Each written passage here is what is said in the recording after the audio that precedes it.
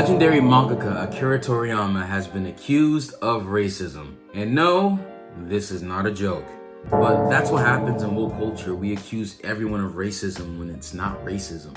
But I'm telling you guys, this woke culture and this woke way of thinking is going to try to infiltrate Japanese culture. You're already seeing the beginning of it where people are accusing Japan of being racist for not being more diverse in their works. Konbanwa minasan, kyo desu. So legendary mangaka Akira Toriyama has been accused of racism. And no, this is not a joke.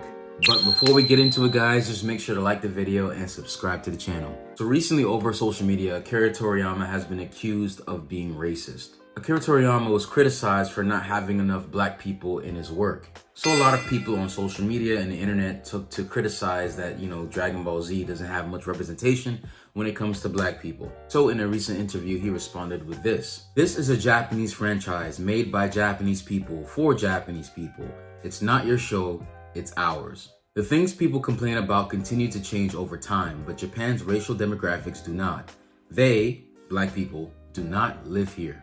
And after saying this, a lot of people were saying that this man is racist. And here is my complete thoughts on the situation. Dragon Ball Z is a legendary series in Japan and in the rest of the world. It's one of those shows that kind of transcended the genre it's in. Like, you don't really think of Dragon Ball Z as an anime, you just think of Dragon Ball Z as Dragon Ball Z. Even people who don't watch anime have watched Dragon Ball Z. And specifically in America, Dragon Ball Z is very popular within the black community. A lot of hip-hop artists rap about Dragon Ball Z. Currently now, a lot of fashion is based on Dragon Ball Z. Dragon Ball Z is very much a part of American culture, specifically black American culture. And a huge problem, I believe, in consuming media from different societies or different countries is that countries and cultures do not share the same history or thought pattern. And I believe for the average American, most Americans are not really aware of anything outside of America or how other people think outside of America. So a lot of people don't consider that, Dragon Ball Z or most anime and manga are created for the Japanese people. It just so happens that a lot of Westerners or non-Japanese people like the product as well. But for a lot of Americans or Westerners, it doesn't really register that way. And a huge problem you're gonna see is that as anime and Japanese culture continues to get popular overseas, a lot of the woke politics that have infiltrated a lot of American society, such as academia, music, Hollywood, TV shows, comic books, you're gonna see a lot of that woke politic agenda start to infiltrate in anime spaces. Because of the internet and social media, the world is becoming more globalized. What I predict is going to happen is that a lot of this woke culture is going to try to infiltrate Japanese media. And I think for a lot of Japanese creators, they should be mindful that this stuff is going to come knocking at your door like it is now. This won't be the last time you hear of people claiming Japanese people are racist because of lack of diversity in their mediums and art. Now, as for me, I would like to see more black characters in anime and manga, of course. Some of my favorite anime and manga have had black characters in them that look like me.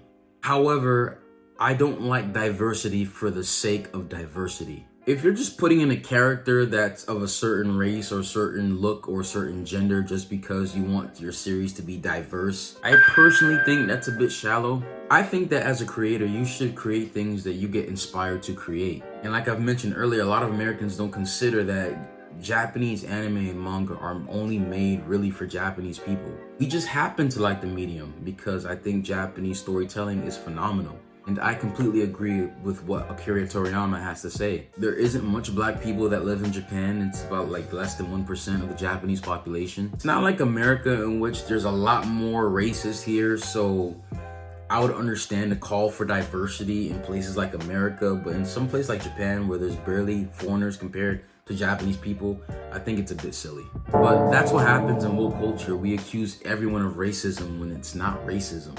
I believe that Japanese people would be upset if some other racial group was accusing American works for not having enough Japanese representation and forcing creators in America to put Japanese people in their works. I don't think the Japanese people would like that because you want things to feel organic, like that character deserved to be there, not because some political agenda or movement forced the creator to put something in his work that he didn't originally make. And I don't think a character has to look like me in order for me to be inspired by that character. I think a character with a good story and a good realized personality can go a long way, regardless of how they look. Whether male or female, black or white, doesn't matter. But I'm telling you guys, this woke culture and this woke way of thinking is going to try to infiltrate Japanese culture. You're already seeing the beginning of it where people are accusing Japan of being racist for not being more diverse in their works. But I believe Akira Toriyama was right in what he said. I stand by what he said. But please, let me know what you guys think in the comment section below. So if you guys enjoyed the video, please smash the like button, smash the subscribe button. Also hit that bell as well to get notified